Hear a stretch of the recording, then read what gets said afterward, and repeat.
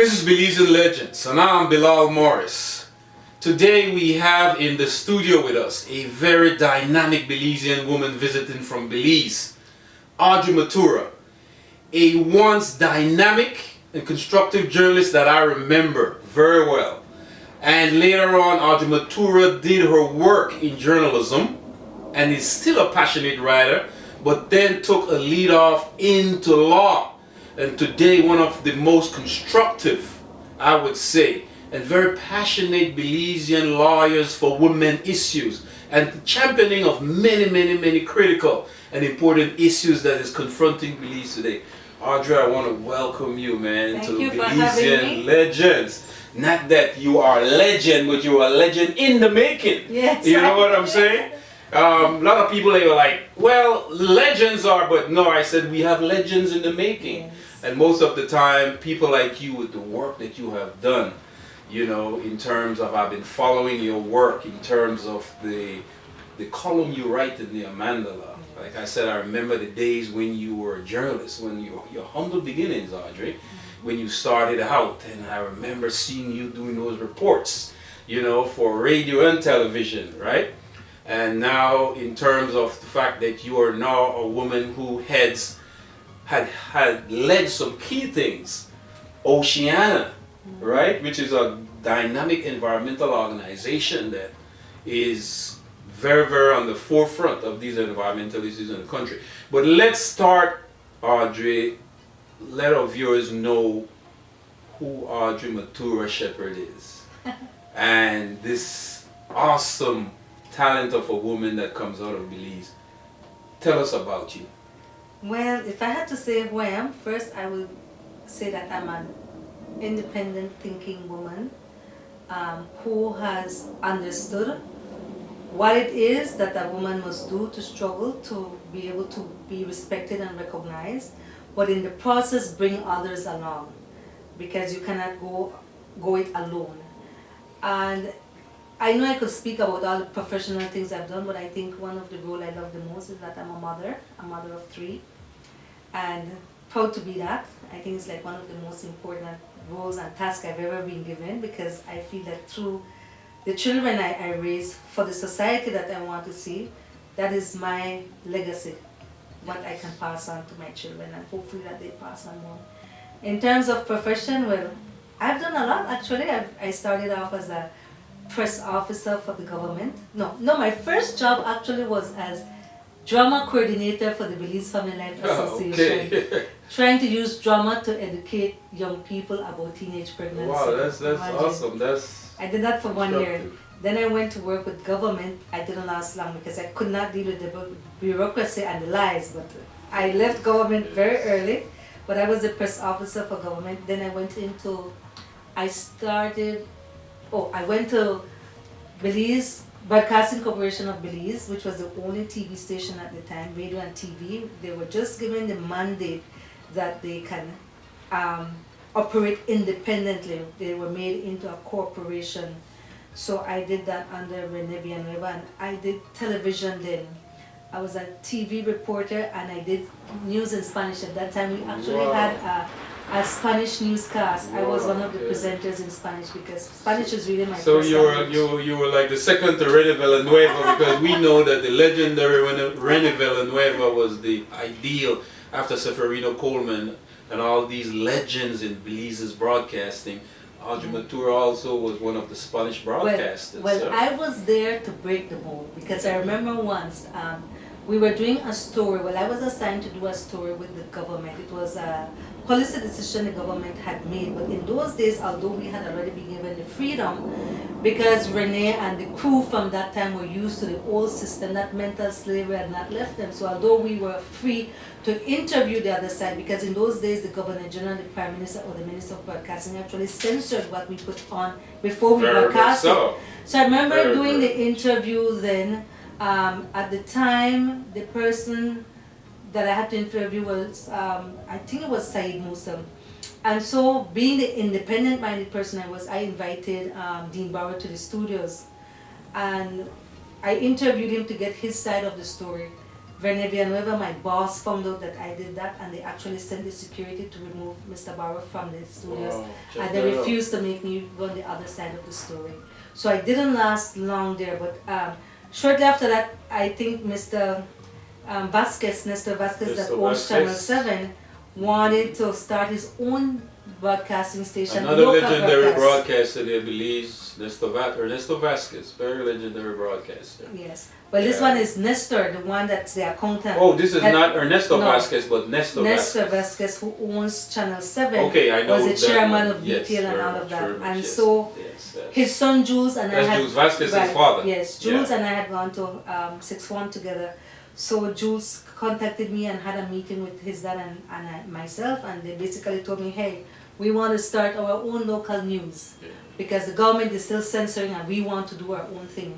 Because you have to remember, at that time, PUP was in power. Right. And Nestor Vasquez supported the UDP. Of course, me being feisty, I wanted something new. So I single-handedly started Channel 7 broadcasting news. I remember Jules didn't know much about broadcasting. We had the D-Show, Dennis Perfit, who knew cameras.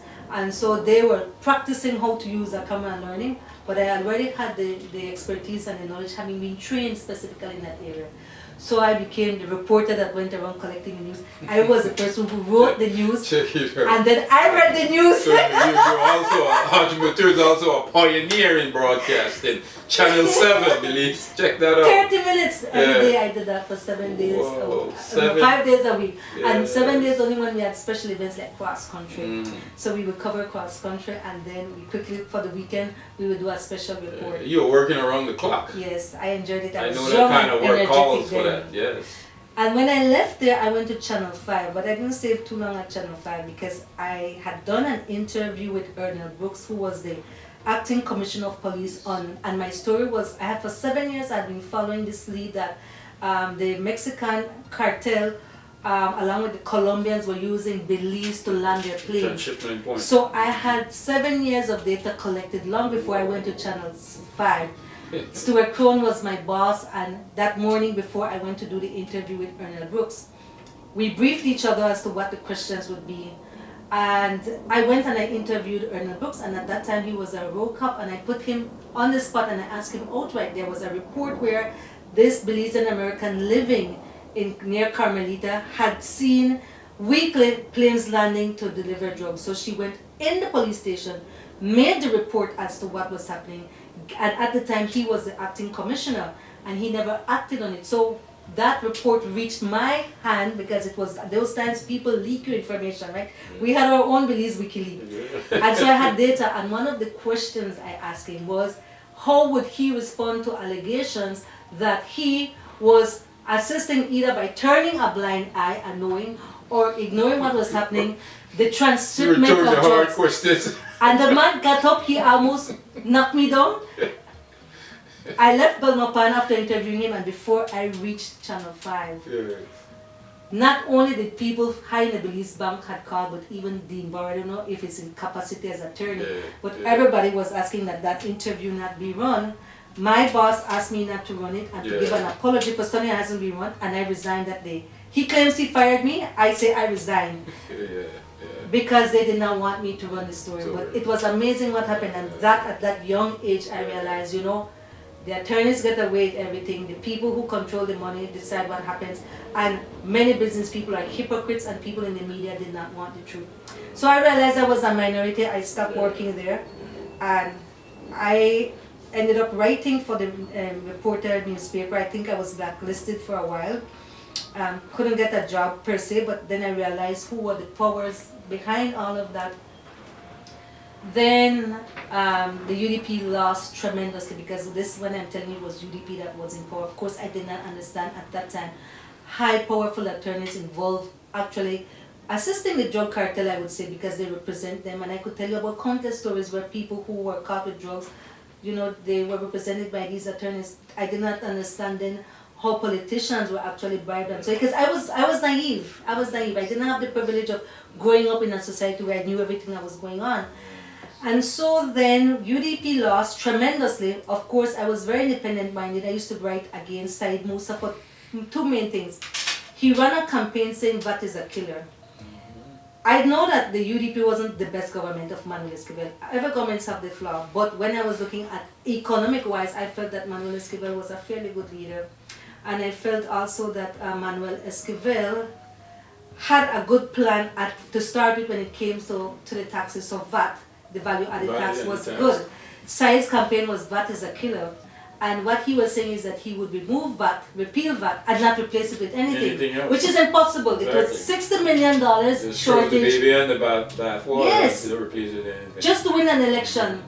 So I was known to have gone after him on issues, and the other issue I kept going after him. I used to write this column, Pandora's Box, and one of my stories. I remember Pandora's Box, good. Yeah, in Pandora's Box I used to tell the people, a man who cannot be honest to the family, to his marriage vow, that you cannot trust him in his own family circle, you can never trust him in the community. Wow. Doesn't mean that you will have the perfect family, doesn't mean you will not have conflict, it doesn't mean that you will not separate, divorce, apart, or whatever.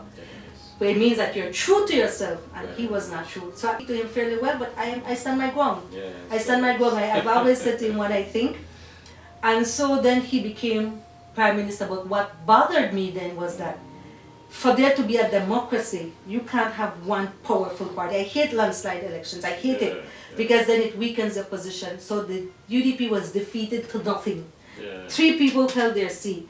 Erin Contreras, Dean Barrow, and I think it was Finnegan. Only 3 people held on to their seat. And I was asked to become a senator for the UDP, and I was very reluctant. I said no. To finally, through pressure of certain family and friends, I became a senator for the UDP. So then I took a party position, and people always say, well, you're a UDP. Yes, I would be more sympathetic to the UDP anytime than the PUP, but I do not put party over a country.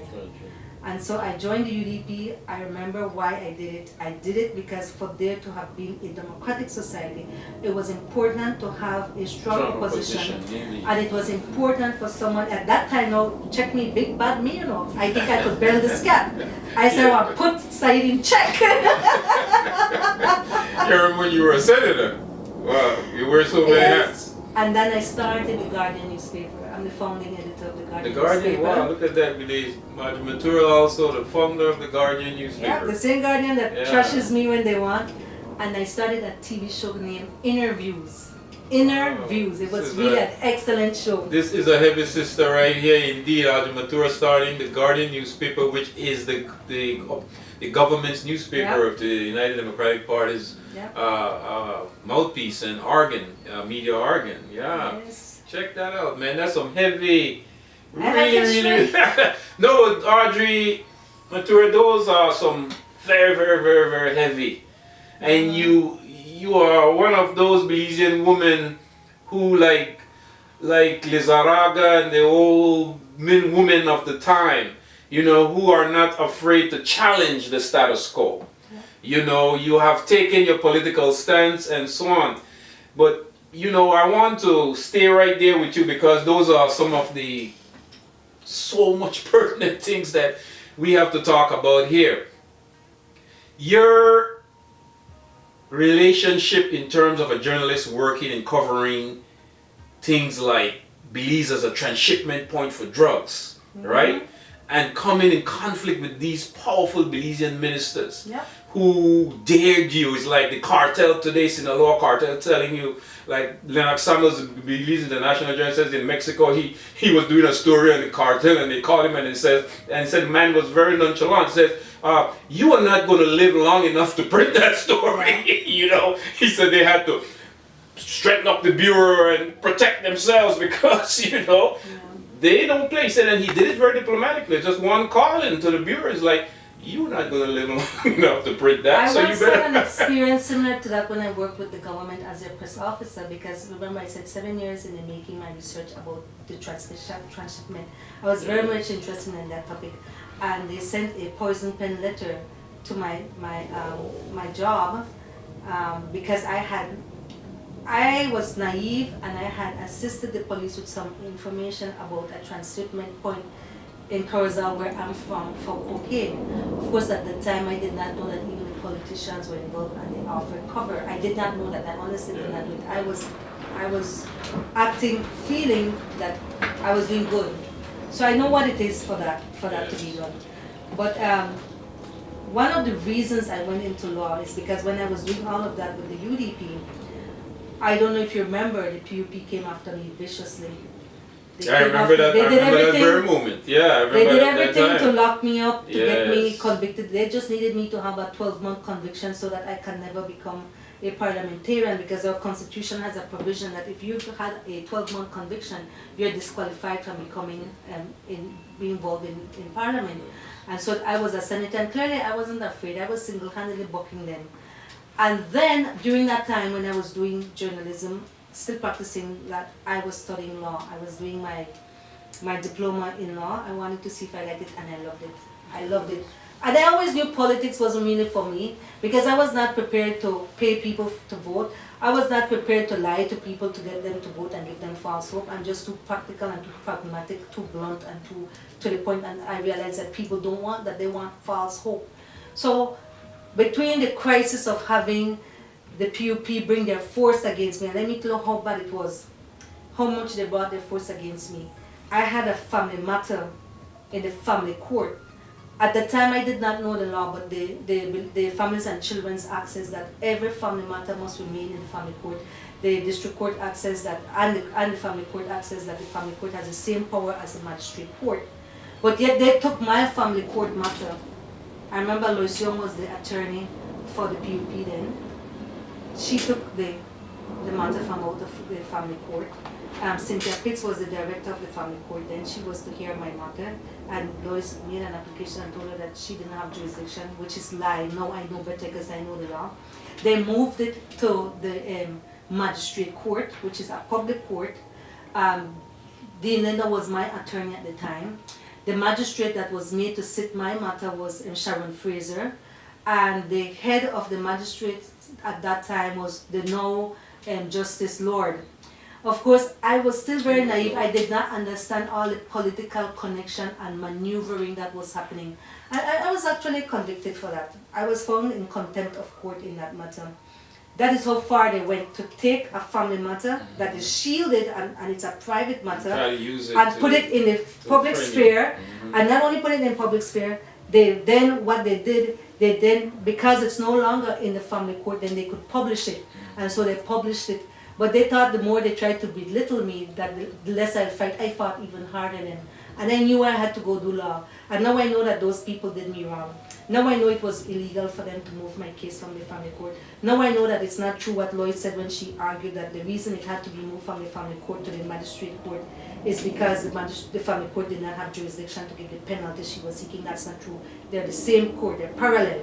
Just one deals only with family matter and shields you, and the one is public. Now I know that when they put Sharon Fraser to hear my matter, and then she was removed shortly after, there were mandates given to her behind the scene, which she clearly didn't carry out. She did find me guilty, but she suspended my imprisonment sentence. I was sentenced to prison for 3 months. And now I know that the now Justice Lord, who was the chief magistrate then, should have known better that they were not supposed to use the court system, and then I know that Said Musa was behind it. And I could say that publicly to any of them. Yeah. I'm not afraid. Yeah. I know better now. And now I know that Lois Young, who then represented my child's father against me, acted improperly, unethically, because at one point her firm was my attorney. So you can't, I knew my common sense told me that I felt a sense of injustice, but it's until I went to study law I realized what it was. That's why I'm so passionate about continue writing, but using the law. What I know, my ignorance that they used against me should never be used against other people. That's why I write so much about the things. You're well armed now. I mean, the blows that you had to take before, you're not going to tolerate those blows anymore because you know how to defend yourself. Yeah. And I learned a lot through politics. I met Lord Ashcroft through the UDP. At his demand, I went to visit him because on his yacht, he demanded that I go see him, and he began financing the UDP at that time. I remember that incident when you went to meet with Lord Ashcroft. Yeah. And what happened there was that I had been instructed by my then party leader, Dean Barrow, that we would no longer write stories against Lord Ashcroft in the Guardian newspaper because they were making peace with him and he was going to finance the party. I voted at our general council meeting that we should never have to take his money. I honestly believe, my principle was that if you do the right thing as a political party, you can get in power and you can stay in power by the power of the people. But you see, the PUP started at Trinidad where they began paying people. It stopped from being just a t-shirt that they gave you to paying your bills, and they started this dependency thing. And the UDP, instead of saying we won't do it, they felt that they had to compete with it. And so we are where we are today because both are equally guilty. They don't like when you say it, but it's true. They like say, oh, but the PUP started it. It's true, they started it, but you continued it and you've perfected it. Your pantry program is a legalization of the bribery of people for votes because you've checked the numbers and you've seen how many people in your division you need to maintain to be dependent so that you have the majority that they will always vote through. That's the reality, that's what's happening in some of the divisions. And it's only the people that can free themselves from that system, and sadly, the masses that are becoming more and more dependent has increased. And so you find that people that should be independent-minded, even the educated people, because now they are latched onto a political post, that they have suddenly lost the dignity of their education and low-rated their thinking to the point that I want to keep a job. Politics in Belize is really the lowest of the lowest. Yeah. And people say, oh, it happens all over the world. Yeah, so what? I'm not concerned about all of the world. I'm concerned about a country where we have a small population that we could have easily controlled. We had sufficient resources to empower those people. We have a country where our people are smart enough that we could have made changes. But what have we become? We've become a narco state, whether we want to admit it or not. We're known for human trafficking, money laundering, and we're known for selling out our sovereignty and our passport, our visa, our nationality. We have no shame. And in the mix, you know, there's a economic citizenship programs and all that. and you know what's so funny? In the mix, there's a group of people, Belizeans called the Diaspora, who have been a lot of talk. A lot of them will get upset with me for saying that. You know, but you know why there are a lot of talk? Because they finance both parties at some point, but they finance the UDP mostly. Why? Let me tell you how history is so nasty and how even the most educated can be the most backward. A lot of Belizeans, especially black Belizeans, had to run away from Belize, as we would say, because of some of the policies George Price put in. It was wrong. What George Price did was wrong. I have to take that. When I know some of the stories, it was wrong, and our people, there was a massive brain drain, they came. It changed the sociology of our country because many children were left behind, and grandparents tried to raise children that they couldn't raise, and parents living in America feeling a sense of guilt. Instead of sending money for their kids' education, send them barrels of things. You know, you bribe your children for affection. Not a dependency. Right. Kind of. Those children became very dependent on that remittance that would be coming instead of developing themselves. But the parents did it out of guilt. But these people in the diaspora, and I feel that I'm very well educated and so, some of them are so hurt still up to today over what George Price did, that even when Dean Bauer is doing wrong, That is true. they cannot take the damn veil off there and say, you know what? It's true George threw us out. And the only party that we then supported to try and overthrow George is the UDP, and that UDP is represented by Dean Bauer right now. And it's true that I hated what George did, but you know what? Dean is doing the same thing, I should condemn it. Yeah. People are so selfish that it was about them personally, because if it was on principle, they would say when George did it, it was wrong, and when Sai did it, it was wrong, and when Manuel did it, it was wrong, and when Dean did it, it is still wrong. And that's the disappointment I have with the diaspora.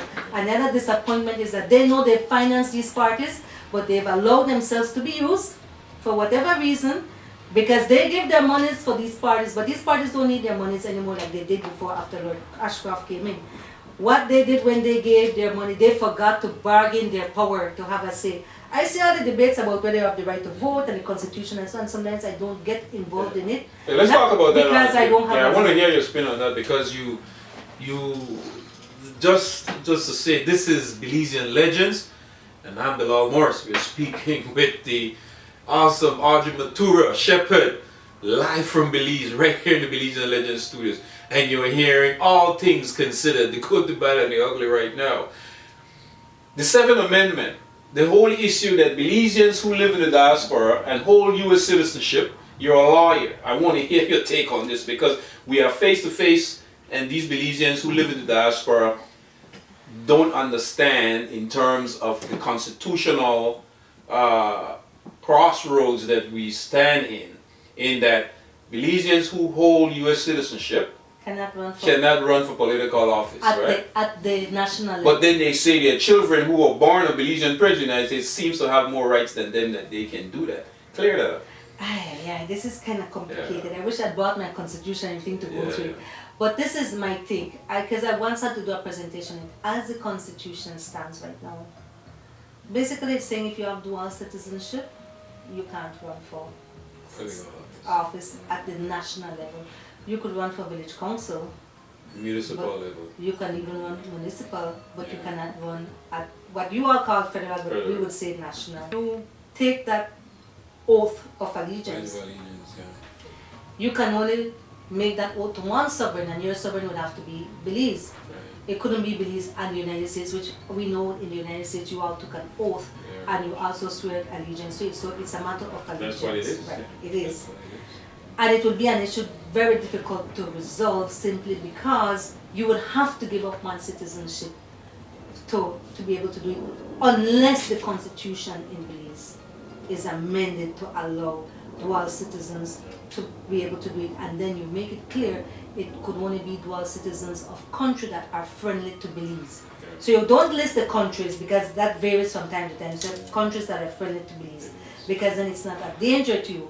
But you can also make a provision that says should there then become a conflict, that then you, the person, would have to there and then make a decision to where your loyalty lies. And then if it's the country where, so let's say you are a US citizen and the US now has decided to side with Guatemala and go after Belize, at that point you will have to then swear allegiance only to one and know which one you will release. There are ways you could do it if you want, right?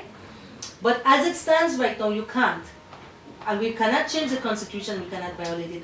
But the hypocrisy of it is that while you in the diaspora that want to go back and serve your country like that can't do it because of course you won't release your benefits that you worked so hard from Uncle Sam. I mean, Uncle Sam took a lot from you here.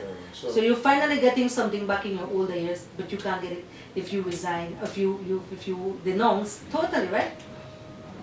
The problem is our constitution says that we should never give citizenship to any country that is not friendly to us. Guatemala is. Yes, But yet all these Guatemalan immigrants come over to Belize, they get citizenship, and not only that, some of them are now in high position, and some of them, well, one of them ran for office. It's good that you're already. saying that, Matura, in terms of putting a balance on that whole scale, because Belizeans need to hear that, right? Where the injustice, as you say, lies, right? That's why I tell you, the diaspora really let me down, because they are the same one that finance the same party right now with the juke in the eye. Exactly. So now Guatemalans can run. So there was this guy, Pastor Danny, in Orange Rock. He is of Guatemalan extraction. He was born in Guatemala, so he was and yet he ran for office. Yes, but right. if you right now, Ravila, right? yes, Yeah. if you right now go, the one who broke down the Mayan temple, Mhm. no, Namul. Yeah. If you, Bilal, go right now to Belize and say, no, I'm not Belizean, I born here. Danny never born here, I have more right than him. This is by birth. Yeah. I could run and say no because you are a citizen of the United States. But Danny, who was not born there, he was born in Guatemala. He only became a nationalized Belizean. He then could become. But what proof do you have that he even gave up his citizenship? But to begin with, he shouldn't even be able to get citizenship because per the Constitution, his country is a country that has an adverse claim. Exactly, it's to the Belizean So state. you see where the duplicity in this matter exists. It's the hypocrisy right there in the whole thing. And this is the discussion that needs to be had. Yeah. So if you're going to enforce the constitution against the Belizean in the diaspora, man, enforce the constitution against the Guatemalans too. Across the board. But no, let's look at the real picture why I tell you politics is really nasty for us. Why is it that those people get citizenship as Guatemalans to Belizeans and you never have no record whether they denounce in Guatemala? Because in Guatemala there's a process too if you want to denounce too. Right. Why is it that those people can still get our citizenship? Because of the corruption of votes. Yes. Those people own land, those people now have citizenship and their children are born here, so they have second, third generation. But who allowed it? Us. So here we have government after government enforcing the constitution against diaspora Belizeans, but not against Guatemalans. And the same diaspora Belizeans who have pumped so much into the system and helped those parties survive are yet to truly organize and bring a halt to it. None of them have decided, well, you know what, I'm going to Belize and I'm going to hire an attorney and I want to challenge this constitution. Or I'm going to challenge all those Guatemalans who have been nationalized. They can do that. Very much so. And you know, Audrey, there are people down there, and I will put my good friend Hubert Pipersburg on the spot.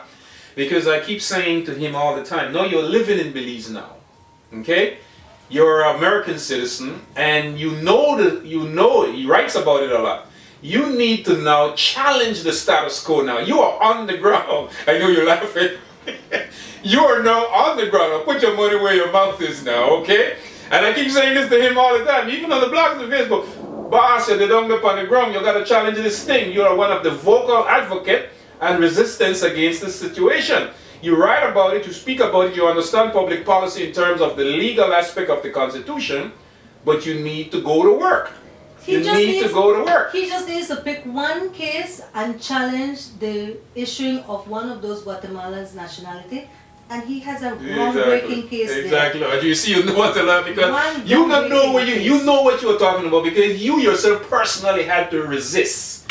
In terms of resistance, in terms of your life, you were threatened with jail. You were threatened with all different aspects, right? And you fought. My son you didn't run away from me. Yes, and look at all those things that you have been through. But you fought, and you understood the law. You became a lawyer, and you're even more powerful now, and dangerous to the status quo in terms of you know what to do. And this is, you made an excellent point there in that put the diaspora on the spot. Because there are those of them who are on the ground that know what needs to be done, but then they're not doing it. Let me tell you how far it goes. Some people in the diaspora, and I won't put this as the diaspora, some people in the diaspora, individually, very much so. Individually, I'm talking about now. Because yes. some of them are so faithful to the status quo and the political party in power right now. Their job is to troll the internet and fight with everybody, and I understand. And I wish I had the proof. I understand from very good sources that some of them get a stipend from the political party.